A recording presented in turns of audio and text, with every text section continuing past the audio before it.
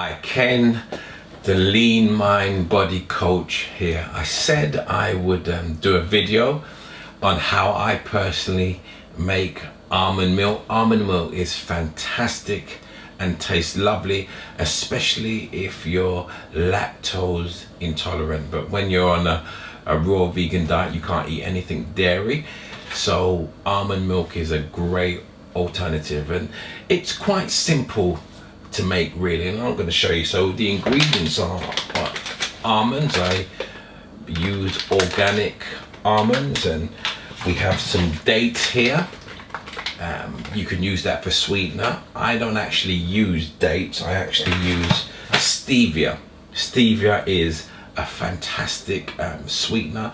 It's actually made from plants. It's 200 times sweeter than sugar, but with none of the calories. So I actually use stevia drops to sweeten my almond milk, but you can use dates if you want to. You need a little bit of vanilla essence. Again, that's optional. And you need a muslin cloth, something like this, to strain the almond milk through. You can use a sieve, a very, very thin sieve, something to pour the almond milk out into. And you also need a trusty blender. I actually use the Vitamax. Yeah, that's my friend. I love the Vitamax. So the first thing you have to do is soak your almonds. You soak your almonds for at least 10 to 12 hours, or preferably overnight. I normally do it overnight, but I've got some almonds here that have been soaking for about 10 to 12 hours. You can see the color of those almonds now, and the first thing you have to do is obviously wash those almonds off. Just as a note, I soak the almonds not in tap water. I actually use bottled water to soak the almonds in, so preferably not tap water, just use bottled water. So let me just go and quickly wash off these almonds and bring them back so I can prepare them for the almond milk. Okay, so here I am back with the almonds all washed nice and clean. The reason why you soak the almonds is to saturate them inside and out. They kind of expand, and what it helps to do is produce more almond milk. Okay, so this is how you make the next part. Very simple. Just go to your blender or your Vitamix, whatever you are using.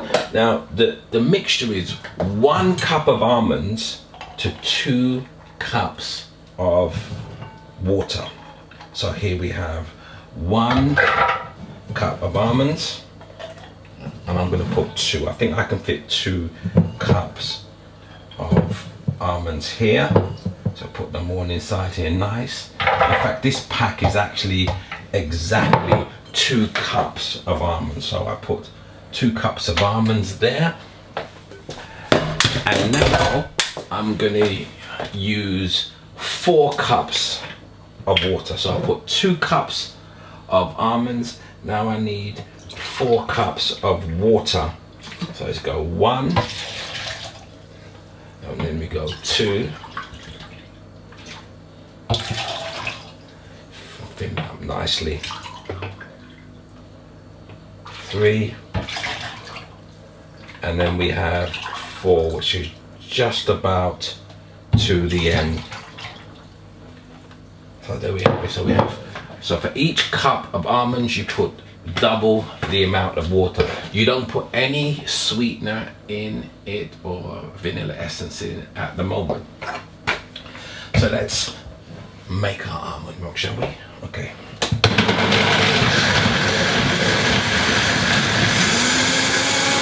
As you can see, the nuts are turning into milk. It doesn't take long for this process. Looking good, looking good.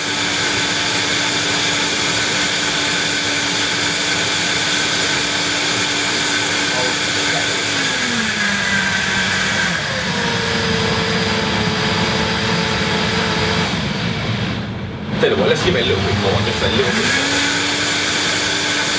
Just be on the safe side.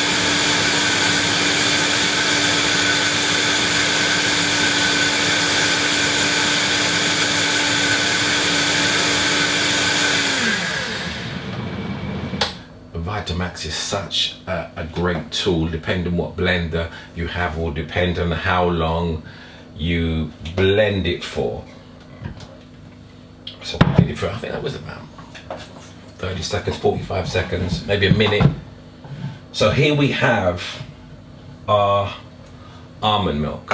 As you can see the almond milk, but it's the milk and the pulp. So what we've got to do now is separate the almond milk from the pulp. Now the pulp is not wastage. I'll tell you after what you can do with the pulp. So this is where the muslin cloth comes in. Some people just like to use a strainer because it's not as messy, but I like the squeezing feel of when I'm making it. So I'm just going to place the muslin cloth over whatever jar I'm using, very simply, and then all I'm going to do is pour the milk in like so. Try not to get it in, just so we're going to strain it. Hold that there. So if I hold that, and then I'm going to pick up the muslin cloth. Feels like I'm milking a cow at this point. And here you can see all the pulp. So all I'm going to do now is I'm going to squeeze, and as I squeeze, as you can see the milk coming out. It's like, as I said, it's like I feel like I'm milking a cow. Depending on the size of your muslin cloth or your jar, you might have to do this a couple of times. There we have, squeezing that again. But I'm only going to do this once for this, just to show you how to do it. For now, I think I'll do it more than once. In fact, see where? So I've squeezed the muslin cloth,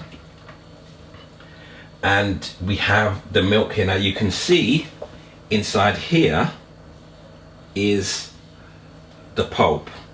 You don't throw that away. You could do some great stuff with that pulp.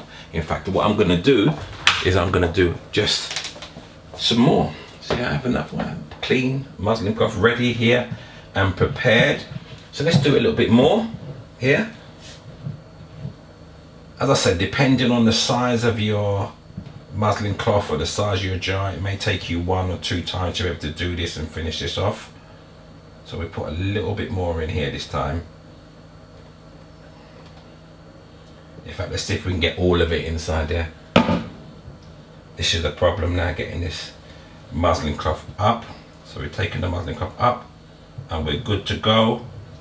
Yeah, look at that. We're good to go here. So we're just going to squeeze that gently just to get the milk out again.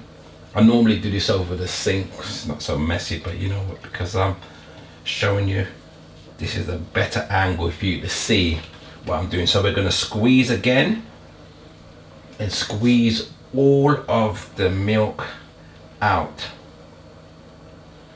Lovely. Squeeze until you can't feel anything else coming out. So this pulp, or that is left from the almond milk, can be used to make cookies or flour. So don't throw this away. Just do some research and dry this out and find out what you can actually do with this almond pulp or almond flour, which it will be once it dries out. So here we have the almond milk here. So now you can sweeten it. So the options you have now, if you're using dates, then what you would do is you would obviously put it back, wash this out, put this back onto the Vitamix, put the milk back in, and then you'd put the dates in and you'd blend it for another few seconds, about another 10 or 20 seconds. That would sweeten it with the dates, but I'm gonna use stevia. I'm going to use stevia, and I don't like my almond milk too sweet, so what I'm going to use is just a couple of drops. Let me see, just a couple of drops of stevia here, so maybe 3, 4, 1, 2, 3. I told you it's very, very sweet, but has no calories whatsoever. That's the stevia. And then I'm going to put just a little bit of vanilla extract in it as well. Just a little bit there. There we go. A couple of drops there. Oh, there we go. Just a little bit of vanilla extract. And then we're good to go. And that actually is your almond milk. Just ready and good to go. Let me see how that tastes. Just see how the almond milk tastes there.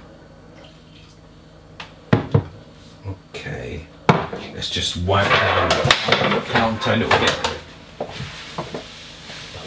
A messy kitchen. Let's see how that almond milk tastes. Oh, for me, that's absolutely gorgeous. I love it. Absolutely beautiful.